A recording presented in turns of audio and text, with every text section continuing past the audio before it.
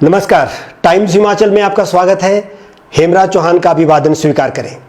भारत विविधताओं का देश है, संस्कृतियों का देश है, परंपराओं का देश है, रीति रिवाजों का देश है और इनकी जो हमारे देश की रीति रिवाजें हैं, संस्कृति है, वो इतनी समृद्ध है कि इतनी विविधताएं होने के बाद भी हम एक हैं, एकजुट हैं और अलग नहीं हो पाते हैं। यही हमारी विशेषता भी है। आज इस खास बातचीत में हम आपके साथ हैं सिरमौर का एक किस्सा लेकर के, जो कि आजकल सोशल मीडिया पर ट्रेंड कर रहा है। किस्सा क्या है? बहुपति प्रथा। दो लड़कों के साथ एक लड़की ब्याही जाती है और उस ब्याह के पीछे जो कारण है और जो उसकी एक परंपरा है वो निभाई जाती है। उस परंपरा का निर्वहन आज से नहीं, बहुत पहले से होता रहा है। लेकिन क्या आज के संदर्भ में वो जायज है, सही है, उचित है? इसका थोड़ा सा हम बातचीत करेंगे। लेकिन उससे पहले प्रदेश सरकार के एक बड़े मंत्री और उसी क्षेत्र में जहां की ये घटना है, जहां ये विवाह होता है सिरमौर के शिलाई से, वहीं का जो प्रतिनिधित्व कर रहे हैं हर्षवर्धन चौहान, वो क्या कहते हैं, पहले उनको सुन लेते हैं। एक दुल्हन और दो दुल्हे वाली जो आजकल सोशल मीडिया पे जो वायरल हो रही है, वो बाहर वाले क्षेत्र के लिए तो एक नई बात हो सकती है, मगर हमारे जो ट्रांसगिरी क्षेत्र है, क्योंकि हमारे ट्रांसगिरी क्षेत्र में ट्राइबल ट्रेड्स है और इसीलिए इस क्षेत्र को ट्राइबल जो है, हाटी क्षेत्र को ट्राइबल डिक्लेयर किया गया। क्योंकि जो ट्राइबल ट्रेड्स है, जो हमारे लोकल कस्टम्स है, उसमें जो है ये पॉलीएंड्री बोलते हैं इसको। पॉलीएंड्री मतलब एक वाइफ के 2 हस्बैंड होना, 3 हस्बैंड होना, ये ट्राइबल ट्रेड्स है। और ये ट्रांसगिरी क्षेत्र में नहीं, मतलब ट्राइबल एरिया जो किन्नौर है, लाहौल स्पीति है या और जगह भी ये ट्राइबल ट्रेड्स रहे हैं। वैसे तो ये चीज़ें बहुत कम हो चुकी है। बहुपति प्रथा का ही ये उदाहरण है कि सिरमौर के शिलाई में अभी हाल ही में एक शादी होती है और प्रदीप और कपिल, ये 2 भाई हैं, सगे भाई हैं, और इनका विवाह सुनीता चौहान से होता है, जो कि उसी के साथ लगते गांव कुहंट की रहने वाली है। दोनों का विवाह होता है। अब ये आज के संदर्भ में, वर्तमान संदर्भ में सभी के लिए आश्चर्य भी हो गया। नई पीढ़ी के लिए ज्यादातर आश्चर्य की बात है। आश्चर्य इसलिए कि ये बहुपति प्रथा धीरे धीरे करके लुप्त होती जा रही थी, खत्म होती जा रही थी।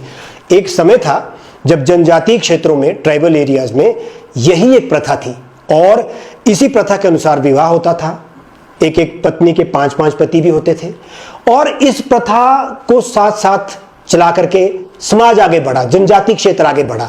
लेकिन आधुनिक युग आया, विकास की दौड़ हर जगह बराबर चली, विकास में सभी आगे बढ़े और भी इसके साथ साथ ये कहीं ना कहीं ये ट्रेंड अब खत्म होता गया और बहुपति प्रथा जो है वो कम होती जा रही थी।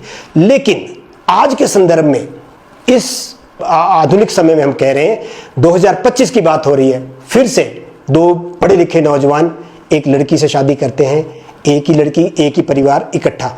तो चर्चा तो होनी थी, सोशल मीडिया में बड़ी चर्चाएं हुई। आपको बता देते हैं कि वाजिब उल अर्ज एक दस्तावेज होता है। वाजिब उल अर्ज एक दस्तावेज होता है जो पटवारी के पास होता है। उस दस्तावेज में, यानी वाजिब उल अर्ज में, सारी की सारी जो ये परंपराएं हैं, ये जो रीति रिवाज है जनजातीय क्षेत्र के, ये उसमें दर्ज है और उसी के अनुसार ये विवाह होता है। हालांकि देश का कानून बहुपति प्रथा या बहुपत्नी प्रथा को स्वीकृति प्रदान नहीं करता है।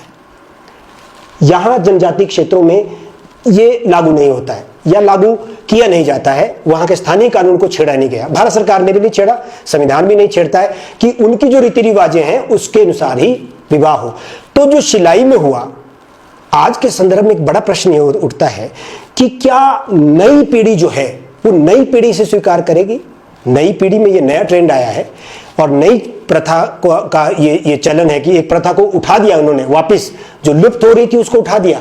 लेकिन जब हम इसमें थोड़ा सा इसके बैकग्राउंड में जाते हैं तो हम देखते हैं कि पांडव काल से लेकर ये प्रथा है।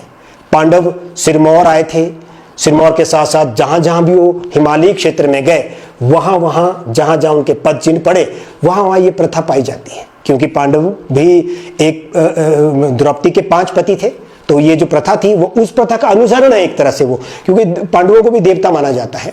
तो इसी प्रथा में क्या ये प्रथा आज भी लागू है? अब नई पीढ़ी में अगर ये प्रथा है तो चर्चा का विषय होना लाजमी है। इसी तरह से हाटी समुदाय जो हमारा सिरमौर में आता है, उसमें ये प्रथा भी लागू है। और ऐसा नहीं है, अगर आज के मंत्री भी इसको स्वीकृति दे रहे हैं तो हिमाचल प्रदेश के पहले मुख्यमंत्री डॉक्टर वाईएस परमार, उन्होंने पीएचडी जो की है अपनी, जो शोध किया था, वो शोध ही इसी विषय पर किया है, बहुपति प्रथा और बहुपत्नी प्रथा।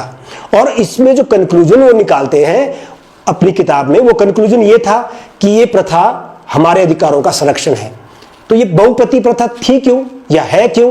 क्योंकि जमीनें पहले कम होती थी, परिवार में सदस्य ज्यादा होते थे, तो अगर भाइयों में झगड़ा होगा या भाई बटेंगे तो फिर जमीन भी बटेगी, तो जमीन बहुत कम रह जाएगी और बंटवारे के साथ जमीन भी निकलती दिखती थी हाथ से।